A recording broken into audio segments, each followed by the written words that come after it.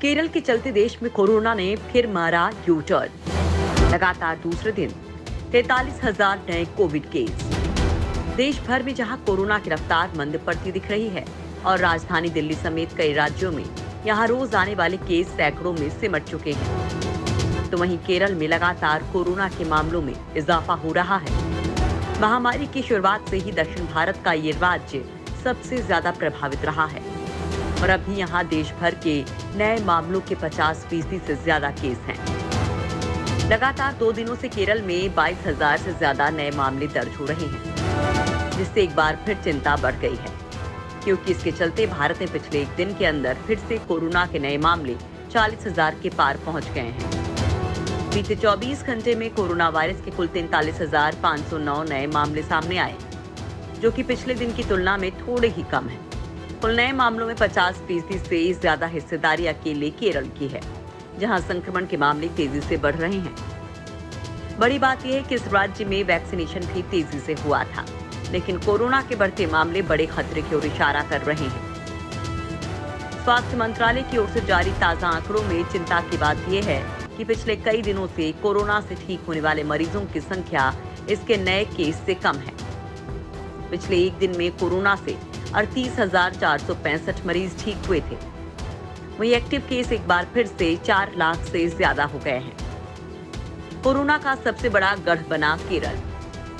केरल में लगातार 4 हफ्तों से कोरोना संक्रमण का ग्राफ ऊपर जा रहा है और लगातार 2 दिनों से कोरोना के नए मामले 22,000 के पार आ रहे हैं। यहाँ संक्रमण दर 11% से ज्यादा पहुंच गई है। केरल स्वास्थ्य विभाग के आंकड़ों के मुताबिक बुधवार को राज्य में संक्रमण के 22,056 नए मामले सामने आए, जिससे मामलों की कुल संख्या बढ़कर 33,27,301 हो गई, जबकि 131 और लोगों की मौत होने के साथ वायरस से मरने वालों की संख्या बढ़कर 16,457 हो गई। एक्टिव केसेस में भी केरल का सबसे बड़ा योगदान है। देश भर में बुधवार को कोरोना के इलाजरत मरीजों का आंकड़ा एक बार फिर से 4 लाख के पार पहुंच गया है। फिलहाल देश में कोरोना के 4,03,840 एक्टिव केस हैं। इसमें से अकेले केरल में फिलहाल कोरोना के 1,49,534 मरीज हैं। जून के आखिरी हफ्ते में केरल में औसत नए मामले घटकर 11,000 तक पहुंचे थे। हालांकि इसके बाद से ही यहां नए मामलों में फिर से बढ़ोतरी देखी गई। राज्य में सबसे ज्यादा प्रभावित जिलों में मलप्पुरम, त्रिशूर, कोझिकोड, एर्नाकुलम, पलक्कड़, कोल्लम, आलप्पुझा, कन्नूर, तिरुवनंतपुरम और कोट्टायम शामिल हैं। मोदी सरकार ने ऑर्डर की 100 करोड़ वैक्सीन। देश में कोरोना टीकाकरण अभियान को शुरू हुए 6 महीने से ज्यादा का वक्त बीत चुका है और इस बीच सरकार 100 करोड़ कोरोना वैक्सीन का ऑर्डर दे चुकी है। राज्यसभा में स्वास्थ्य राज्य मंत्री भारती प्रवीण पवार ने ये जानकारी दी है।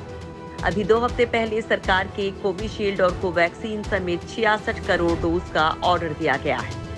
वहीं देश में कम से कम 34.4 करोड़ लोगों को कोरोना की पहली खुराक मिल चुकी है। केंद्र सरकार ने 16 जुलाई तक कोरोना के 100 करोड़ वैक्सीन का ऑर्डर दे दिया था।